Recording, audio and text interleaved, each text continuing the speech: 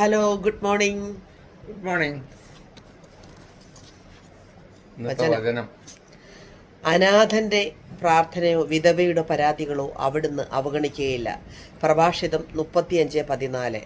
ഒന്നുകൂടെ പറയാം. അനാഥന്റെ പ്രാർത്ഥനയോ വിധവയുടെ പരാതികളോ അവിടുന്ന് അവഗണിക്കുകയില്ല. അപ്പം നമ്മളോട് പറയുന്നത്, അനാഥരായിട്ടുള്ള ആൾക്കാരും വിധവയായിട്ടുള്ള ആൾക്കാരും ഒക്കെ നമ്മുടെ മുന്നിലേക്ക് വരുമ്പോൾ അവർക്ക് എന്തെങ്കിലും ഒരു സഹായം ആവശ്യമെന്ന് കണ്ടാൽ നമ്മൾ ഒരു കൈ സഹായം കൊടുക്കുന്നതിനോ നമുക്ക് ഇച്ചിരി തണലേകുന്നതിനോ അവർക്ക് വേണ്ടി ഒരു തണൽ നൽകുന്നതിനോ നമ്മൾ ഒരിക്കലും വിമുഖത കാണിക്കരുത്, ബാക്കിലോട്ട് മാറരുത്. നമ്മൾ അവരുടെ ആ അവസ്ഥയെ നമ്മൾ മനസ്സിലാക്കണമെന്നാണ് ദൈവം നമ്മളോട് പറയുന്നതായിട്ടാണിത് കേട്ടോ.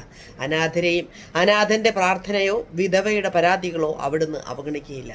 അങ്ങനെയുള്ളവരും ഈശ്വരനിലേക്ക് അടുക്കുക. വിധവകളായിട്ടുള്ളവരാണേലും അനാഥരായിട്ടുള്ളവരാണേലും ഈശ്വരനിലേക്ക് കൂടുതൽ അടുക്കുക. ദൈവം നിങ്ങളുടെ പ്രാർത്ഥന കേൾക്കും. അതുപോലെ നമ്മൾ ദൈവത്തോട് അടുക്കുന്നവർ ഇങ്ങനെയുള്ളവരോട് കൃപ കാണിക്കാൻ ഒരിക്കലും മറക്കരുത്. ഇതാണ് ഇന്നത്തെ വചനം. അപ്പം എല്ലാവർക്കും നല്ലൊരു ദിവസം ആശംസിക്കുന്നു. എല്ലാവർക്കും നല്ലത് വരട്ടെ. ആരും അനാഥരാകാതിരിക്കട്ടെ, വിധവകളാകാതിരിക്കട്ടെ. സമാധാനത്തോടെ, സന്തോഷത്തോടെ, സമ്പൽ സമൃദ്ധിയോടെ, ദീർഘായുസോടെ, ആയുരാരോഗ്യ സൗഖ്യത്തോടെ, എല്ലാ സൗഭാഗ്യത്തോടെ ജീവിക്കാൻ എന്നെയും നിങ്ങളെയും ദൈവം അനുഗ്രഹിക്കട്ടെ എന്ന് പ്രാർത്ഥിച്ചുകൊണ്ട് നല്ലൊരു ദിവസം ആശംസിക്കുന്നു. Tata, bye bye. God bless you. God bless you.